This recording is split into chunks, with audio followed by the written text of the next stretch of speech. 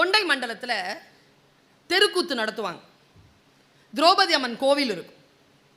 நாங்கள் ஆய்வுக்காக திரௌபதி அம்மன் கோவிலுக்கு அந்த கூத்து பார்க்கறதுக்கு போயிருந்த பொழுது என் கண்களால் நான் தரிசித்த ஒரு விஷயத்தை உனக்கு நான் அப்படி கடத்திட்டு போறேன். நான் பார்க்கின்ற காட்சி வேறு, ஆனால் அந்த காட்சிகள் என் மனதிலே ஏற்படுத்துகின்ற உணர்வுகள் வேறு. நான் அப்படியே அதை உனக்கு கடத்திவிட்டு போகிறேன். இறை ஆசீர்வாதம் இருந்தால் உனக்கு புரிந்து போகும், இல்லை என்றால் காலதாமதமாகும். இப்பவே புரிஞ்சுக்கோ. ஏனென்றால் மறுபடியும் இத்தகைய சொல் வந்து சேர்வதற்கு காலம் கடந்து போகலாம். அப்போ நீ தெரிஞ்சுக்கிட்டனா ஒன்றும் செய்ய முடியாது. பாரு, 65 அடிக்கு ஒரு சிலை வச்சிருந்தாங்க. தலையில ஒரு கிரீடம், ஓரத்தில் ஒருத்தன் நிற்கிறான் கதை எடுத்துக்கிட்டு, காலடியில் ஒருத்தன் நிற்கிறான். அவன் தலையை கட்டிருந்து அந்த அரிதாரம் பூசிக்கிட்டு அந்த அடவு கட்டிக்கிட்டு அப்படியே வரான். தெருக்கூத்து கலைஞன். அவன் யாருன்னா அவன் பீமன். இப்படியே ஓடி வந்து அங்கே நிற்கிறான். அந்த இடத்துல நிற்கிற வேஷம் கட்டி அவன் வந்து துரியோதனன். அந்த பெரிய 65 அடி சிலை இருக்குல்ல, அது துரியோதனன் சிலை. இது வருஷம் வருஷம் தீமிதி திருவிழாவாக திரௌபதி அம்மன் கோயிலில் படுகளம் வைக்கிறாங்க. நாங்கள் ஆய்வு மாணவர்கள் போயிருந்த போது அதில் அவன் தொடையில் ஒரு பானை குழந்தைகளை, அந்த பானையில் குங்குமம். அவன் ஓடி வந்த பீமை என்ன பண்ணான், அந்த பானையில் ஓங்கி அடித்தான். இந்த நடிப்புக்காக நின்று இருந்தால துரியோதனன் அவன் மயங்கி கீழே தொம்முன்னு விழுந்தான். அங்கே பறை இசை, அங்கே வந்து நாகஸ்வரம் பயங்கரமாக அடிக்கிறாங்க. உள்ளேருந்து திரௌபதி அம்மனை வெளியில் கூட்டிகிட்டு வந்தாங்க. வந்து அந்த இதை எடுத்து, அந்த சாந்தை எடுத்து அவள் தலையில் தடவி பூ வச்சு உள்ளே கூட்டிகிட்டு போயிட்டாங்க. ஒரு அம்மா கருப்பாக பெரிய தலையெல்லாம் விரித்து போட்டுட்டு ஒருத்தி முரத்தோடு ஓடி வந்தான். ஓடி வந்து அந்த அந்த சிலை பக்கத்தில் நின்று ஒப்பாரி வைக்கிறான். விஷயம் முடிஞ்சுது. எல்லாரும் குங்குமத்தை எடுத்து வச்சுக்கிட்டு போயிட்டாங்க. எனக்கு புரியலை, அது என்னது அங்கே அடிச்சு, அது என்ன தொடையிலேருந்து அந்த குங்குமம் வந்துச்சு, அது என்ன அதை பூசிட்டு என்ன திரௌபதிக்கு என்ன அப்படின்னு நான் கேட்டேன். அது ஒரு புராண கதை. இப்போ நம்முடைய வாழ்க்கைக்கும் அந்த புராண கதைக்கும் என்ன என்ன தொடர்பு? ஒரு புராண கதையோ ஒரு இலக்கியத்தையோ நான் பேசுவதன் மூலமாக நான் என்ன சாதித்து விட போகிறேன்? ஒரு விஷயம் நான் அந்த பக்கத்தில் அந்த ஒரு பாட்டிக்கிட்ட கேட்டேன், என்னம்மா இது அப்படின்னு. இந்த பாட்டி சூப்பராக சொன்னாங்க. தெரியாதா உனக்கு? தெரியாது. இந்த கிருஷ்ணா இருக்கான்ல, கிருஷ்ணன், அந்த அம்மா சொன்னது அப்படியே சொல்கிறேன். இந்த கிருஷ்ணன் இருக்கான்ல, அவன் துரியோதனனை கடைசியாக கொன்னுடணும்னு முடிவு பண்ணிட்டான். 99 சகோதரனையும் கொன்னுட்டான். இவனையும் கொல்லணும்னு முடிவு பண்ணி நாள் குறிச்சிட்டான். இல்லை கவனி, இது புராணம் அல்ல. இது என் மனசுக்குள்ள நுழைஞ்சி என்னமோ பண்ணினா ஒரு செய்தி. பேரன்போடு உனக்கு நான் கடத்துறேன். நான் இதை கடத்துவதன் மூலமாக என் சுயத்திற்கு எதுவும் நடந்து விட போவதில்லை. இதோ கேட்டுக்கொண்டிருக்க நீ எல்லாமே எனக்கு டார்கெட் கிடையாது. யாரோ ஒருத்தன் தான், ஒருத்தி தான். அவளுக்கு இது புரிஞ்சிருச்சுன்னா போதுமானது. என் டார்கெட் ஒன்று தான். அதான் நான் கேட்டேன், இந்த காட்டில் எந்த மூங்கில் புல்லாங்குழல்னு கேட்டேன். என்ன பண்றா அவன் அம்மா காந்தாரி? முடிவு பண்ணிட்டா, கடவுளா நானான்னு பார்த்துடலாம்டா. என் 99 பிள்ளைங்களை கிருஷ்ணன் கொன்னான்ல, இனி துரியோதனை கொல்ல விட மாட்டேன். அவனா நானா நல்லா தெரிஞ்சுக்கோங்க. கடவுள் கூட அம்மா முன்னால நடுங்கித்தான் போவான். அம்மாவை கடந்து போக முடியாதுங்க. நல்லா தெரிஞ்சுக்கோங்க, அம்மாவை கடந்து போக முடியாது. குழந்தை பக்கத்தில் வர முடியாது. கரப்பாம்பூச்சிக்கு பயப்படுறவ புள்ள பக்கத்தில் பாம்பு வந்துச்சுன்னா பாம்பை பிடிச்சிருவாங்க. அவதான் அம்மா. பாம்பை பிடிச்சி தூக்கி சவட்டி போட்டுருவான் அந்த பக்கம். அந்த பிள்ளை என்ன தெரியுமா பண்ணா, கூப்பிட்டான், வாடா அம்மா கூப்பிட்றான்னு சொல்லி கூப்பிட்டு வாடா. துரியோதன் வந்தான். நாளைக்கு அவனுக்கு சாவு தேதி குறிச்சிட்டான் கிருஷ்ணன். பொறுமையில் சிறந்த பூமியும் உண்டு, பூமியை விஞ்சும் தாய்மனம் உண்டு. கோவிலில் ஒன்று, குடும்பத்தில் ஒன்று, கருணையும் தாய்மையும் கடவுளும் ஒன்று. அசைக்க முடியாது அவளை. நீ வாடா, நானா கண்ணனான்னு பார்த்துக்கலாம், வாடா. வந்தான். போய் குளிச்சுட்டு, நல்லா கவனிங்க குழந்தைகள், முக்கியமான குழந்தைகள், பெண் குழந்தைகள் கூட தான். இப்போ எதுவும் இதுங்களுக்கு சொல்லவே முடியாது. உங்களையும் சேர்த்து சேர்த்து சொல்ல வேண்டியதாக இருக்குது. அவ்வளோ கெட்டு போயிருக்கீங்க. வாடா, ட்ரெஸ் ஒன்றுமே இருக்கக்கூடாது. நான் பெற்றெடுக்கும்பொழுது என் உடம்புலேருந்து நீ வெளியில் வந்தல, அப்போ எப்படி இருந்தியோ அப்படியே வா, குளிச்சுட்டு வா. குளிச்சுட்டு வரான். என்ன செய்ய போகிறாள்? கிருஷ்ணனுக்கு தெரிஞ்சு போச்சு. தன் கணவனை கண்ட நாள் முதல், அவனுக்கு கண்கள் இல்லை என்று தெரிந்த நாள் முதல், தன் கண்களை பல்லாயிரக்கணக்கான ஆண்டுகளாக கட்டி கொண்டவளாம். புராணம் அப்படி சொல்லுது. அவ இந்த உலகத்தை பார்த்தது இல்லை. அவ கண்ணை திறந்து கூட மூட மாட்டான். மூணவ தான். எத்தனையோ ஆண்டு காலமாக பொத்தி வைத்திருக்கக்கூடிய அந்த சக்தியை என் மகனுடைய உடம்பிலே வஜ்ரமாக பாய்ச்சுறேன். இந்த உடம்பை யாரால பிளக்க முடியுதுன்னு பார்க்கலாம்னு சொல்லிட்டு கூப்பிடுறான்.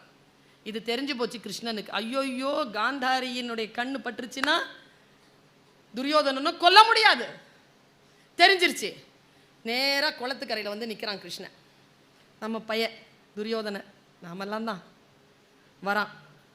ட்ரெஸ் இல்லாமல் வரான். ஐயா சிச்சி சிச்சின்னா என்ன அப்படின்னா, என்னடா ட்ரெஸ் இல்லாமல் எங்கடா போகிறேன்?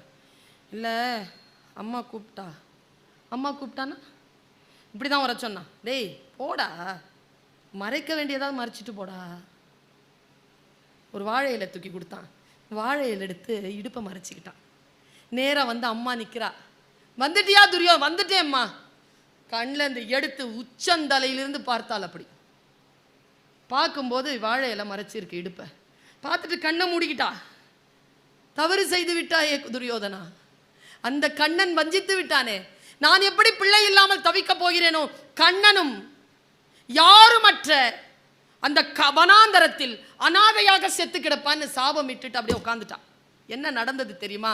அவள் பார்வைப்பட்ட அந்த உடலில் எந்த பகுதியில் அடித்தாலும் துரியோதனனுக்கு உயிர் போகாது. அவள் பார்வைப்படாத இடுப்பில் அடித்தா உயிர் போயிடும். இதை நான் ஏன் உங்களுக்கு சொல்கிறேன் தெரியுமா? தாயிடமும் தந்தையிடமும் எதையும் மறைக்காதீர்கள். எதை மறைக்கிறீர்களோ அதன் மூலமாக உங்களுக்கு வீழ்ச்சி வரும். எதை மறைக்கிறீர்களோ, எது சொன்னாலும் அந்த குழந்தை கிட்ட, எது சொன்னாலும் உங்களுடைய தாய் கிட்ட, அப்பா கிட்ட, அப்பா இப்படி இருக்குது என்ன செஞ்சிருவாங்க கடைசியா? அம்மா அப்பா தானே. அந்த வயதிலே உனக்கு சரி என்று தோன்றும். நான் சொல்றேங்க, இந்த மேடையில் இருக்கிறவங்களை கேட்டு பாருங்களேன். 20 வயசுல சரின்னு பட்டுது. இப்போ கேட்டு பாருங்க சரின்னு பட்டிருக்கான்னு. அப்பவே இந்த முடிவு எடுத்துட்டேன் மேடம், முடிவு மட்டும் எடுக்காம இருந்திருந்தேன்னா இன்னைக்கு. ஆமாங்க, வயது இருக்கு இல்லையா, அது சில தவறான விஷயங்களை ஊக்குவிக்கும். நீ அந்த வயதை கொஞ்சம் காலடிக்கு போட்டு நிறுத்தி, இப்பொழுது உனக்கு இருக்கக்கூடிய ஒரே வேலை கல்வி, அறிந்து கொள்ளுதல், தெளிந்து கொள்ளுதல், கற்றுக்கொள்ளுதல், நீ யார் என்பதனை இந்த உலகத்திற்கு சொல்லுதல், உடம்பையும் மனதையும் ஷார்ப்பா வச்சு, இவ்வளவுதான் உன் வேலை. இது மட்டும் செய். உன் வாழ்க்கையில் பல விஷயங்கள் உனக்கு முன்னால் வந்து விழும்னு சொல்றேன். இப்போ உனக்கு ஒரு ட்ரீம் இருக்கலாம், அது attainable dream. Shift your self to நான் அட்டைனபிள் ட்ரீம். நான் அட்டைனபிள் ட்ரீம்குள்ள நீ போறியா? நான் அட்டைனபிள் ட்ரீம்குள்ள போறதுக்கு எவ்வளவு பயப்படுற நீ? ஐயோ அவ்வளோ பெருசா? அப்படிலாம் ஒண்ணுமே கிடையாதுங்க. இந்த உலகத்தில் எதுவுமே இம்பாசிபிள் கிடையாதுங்க. ஐ ஆம் பாசிபிள் தான், அவ்வளவுதான். அந்த சொல்லே அப்படிதான், ஐ ஆம் பாசிபிள். நான் எப்பவுமே சொல்லுவேன், எனக்கான மோட்டிவேஷனல் அந்த வேர்ட்ஸே அதுதான். உன்னால் முடியாது என்று சொல்லுவதனை வேறு எவனோ செய்து கொண்டு இருக்கிறான். உன்னால் முடியாது என்றால் யாரால முடியாது, யாரால முடியாது என்றால் உன்னால் மட்டுமே முடியும். இவ்வளவுதான். நான் இதை பல இடங்களில் சொல்லியிருக்கிறீங்க. உனக்கு தன்னம்பிக்கைக்காக சொல்றேன். நான் மொத்தம் வாங்கின பிரைஸ் 532. உங்க வயசு வரைக்கும் 532. ஆனா அது இல்லை நான் பேச்சாளர் ஆகிறதுக்கு காரணம். நான் கலந்து கொண்டது 1500 போட்டிகள். என்னை நிக்க வச்சது பார்ட்டிசிபேஷன் தானே தவிர பரிசுகள் அல்ல. It's a training. ஒன்றும் இல்லைப்பா, நான் பேசுவேன்ல காம்படிஷனில், இதோ இவங்கெல்லாம் தான் வருவாங்க, இந்த மாதிரி ஆட்கள் தான் வருவாங்க. என்ன கொடுத்துருவாங்க பெருசா? ஒரு திருக்குறள் புக்கு கொடுப்பாங்க. அந்த திருக்குறள் புக்கு கொடுக்கறதுக்காக 5 நாள் ப்ரிப்பேர் பண்ணுவேன். என்ன அவ்வளோதானே சார் கொடுப்பீங்க நீங்கள்லாம்? என்ன சார் கொடுப்பீங்க வேற? அவ்வளோதான் கொடுப்பாங்க. ஆனால் அந்த திருக்குறள் புத்தகத்திற்காக நான் போய் பேச மாட்டேன். அந்த அங்கீகாரம் இருக்குல்ல, எனக்கு முன்னால் ஜட்ஜஸ் உட்காந்துட்டு மதிப்பெண் போடுவாங்க.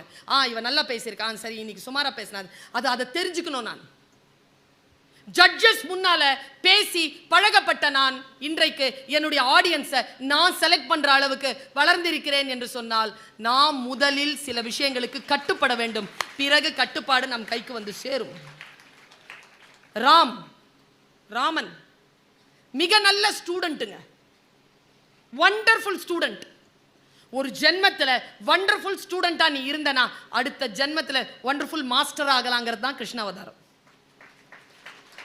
கற்றுக்கொள், லேர்ன். நான் ஒரு விஷயத்தை, I am a language teacher, I am not a literary teacher. I am a linguistical teacher. நான் எம்ஏ மொழி தான் பண்ணேன், இலக்கியம் படிக்கல. நான் எனக்கு மொழியின் மீது தீராத காதல். உருது, ஹிந்தி, அரபி, ஆங்கிலம், தமிழ் 5 மொழிகள் தெரியும் எனக்கு.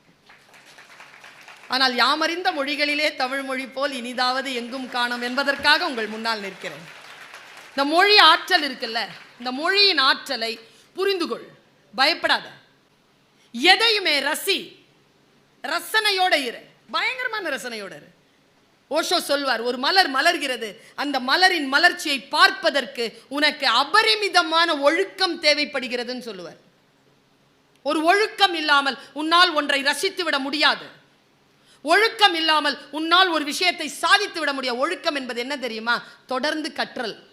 ஒழுகுதுன்னா தொடர்ந்து ஒழுகுதுல, அதுக்கு பேர் தான் ஒழுக்கம். தீ ஒழுக்கம் இருக்கு, நல்ல ஒழுக்கம் இருக்கு, ரெண்டும் இருக்கு.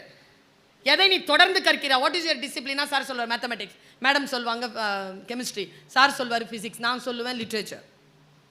எதை நான் தொடர்ந்து கற்கிறேனோ academically it's a word, டிசிப்ளின்ங்கிறது. So நீ எதை தொடர்ந்து கற்கிறாய், நன்றாக புரிந்து கொள். வாழ்க்கை உனக்கு முன்னால் சில சவால்களை கொண்டு வந்து போடும். இந்த காலகட்டத்தில், இந்த 17 வயதில் decide not to lean on anybody's shoulder. Have a faith. Life is so simple, my dear children. Don't make it complicated. But to understand the simplicity is not easy. It's very simple. Life is so simple. But to understand the simplicity, don't make it complicated. ரொம்ப சுலபமானது. இப்போ உதாரணத்துக்கு கேட்குறேன், ஒரு காலத்தில் நம்மகிட்ட post box இருந்தது, இப்போவும் இருக்குது, யாராவது லெட்டர் போடுறாங்க. ஏன் கருப்பும் சிவப்புமா ஏன் இருக்கு? எனிபடி? அந்த கலரில் பெயிண்ட் அடித்தா அந்த கலரில் தானேப்பா இருக்கும். சிம்பிள் ஆன்சர்ப்பா. எதுவுமே ரொம்ப ஆழமெல்லாம் யோசிக்காத, ரொம்ப சுலபமானது எல்லாம். பல இடங்கள் சுலபமானவை. பாருங்க, ஒரு கேலிபர் ஷூ பண்றதுக்கு இந்த ஏவுகணையில் இருக்கக்கூடிய மெட்டீரியல் பயன்படும்னு நினைச்சாருப்பா Kalam. He is a real engineer.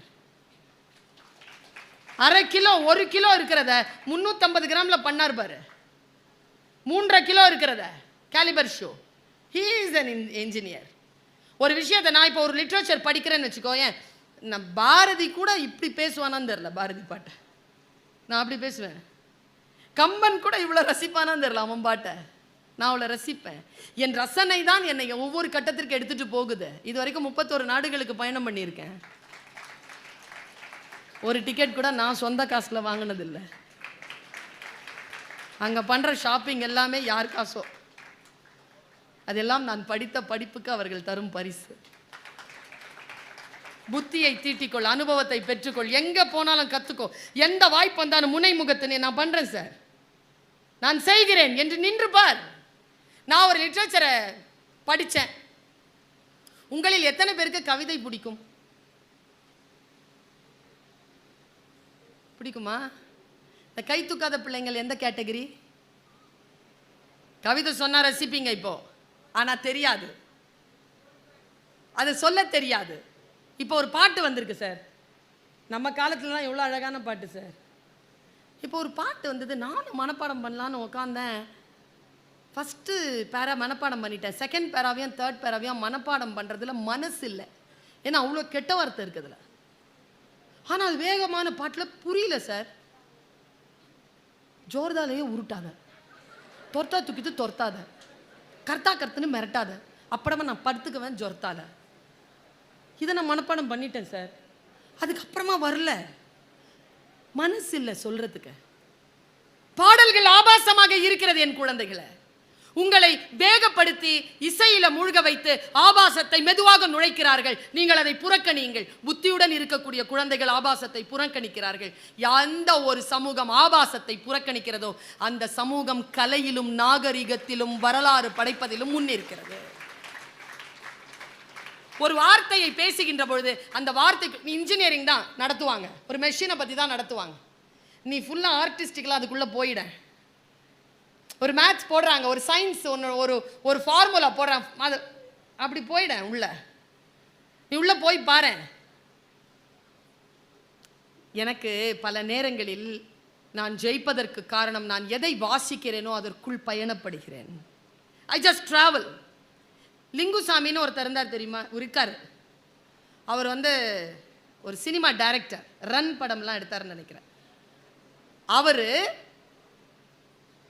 Kavikko Abdul ரஹ்மானுடைய மறைவு நாளில், நினைவு நாளில் ஒரு காம்படிஷன் நடத்துறாரு குழந்தைகளை. நான் லிட்ரேச்சரை ரொம்ப ரொம்ப ருசியாக படிக்கிறவர்.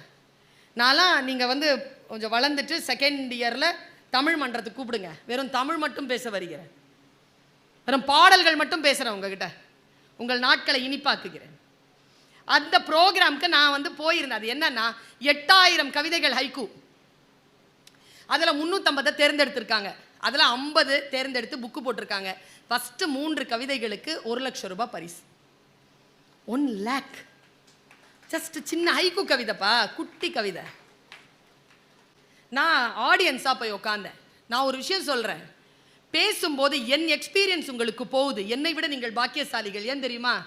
You are in the receiving end. உங்களுக்கு கெயின் அதிகம், என்னை விட உங்களுக்கு கெயின் அதிகம். என்னுடைய கெயின் ரொம்ப குறைவு. நான் பர்ஃபார்ம் பண்ணிக்கிட்டு இருக்கேன். அங்கே போய் அந்த ப்ரோக்ராம் ஃபுல்லாக உட்காந்து கேட்டேன்ப்பா. என் வாழ்க்கையில் என் மனம் அடுத்த கட்டத்திற்கு அமைதியாகி தூய்மையானது. ஏனென்றால் எந்த மனம் அமைதியாகிறதோ அந்த மனம்தான் தூய்மையானது. கவிதைகள் மனதை அமைதிப்படுத்தும். 8000 கவிதைகளில் 350, 350, 50, 50லேருந்து 3.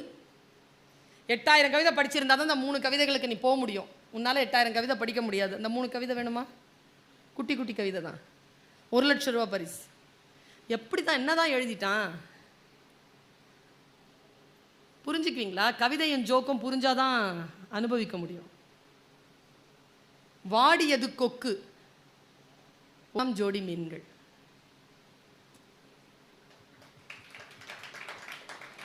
புரியாதவர்கள் கைத்தட்ட முடியாது.